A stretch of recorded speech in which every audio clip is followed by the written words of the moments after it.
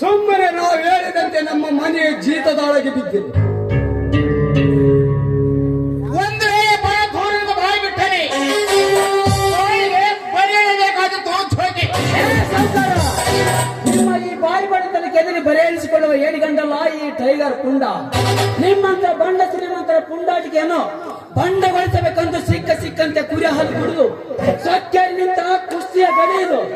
ಇದರ ಮೇಲೆ ಏನಾದರೂ ನೀವಿಬ್ಬರು ಬಡಬಡಿಸಿ ಮಾತನಾಡಿದರೆ ನೀವೇ ಪಟ್ಲಿ ಬಾಯಿಗೆ ಆಗುತ್ತೇವೆ ಖಂಡಿತ.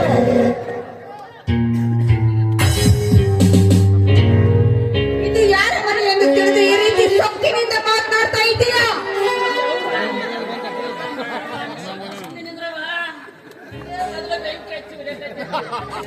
ಮತ್ತೆ ನೀರು ಬಂದವ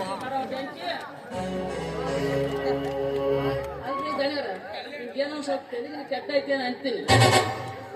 ಲೇಸನ ಹಂಗಲ್ಲೋ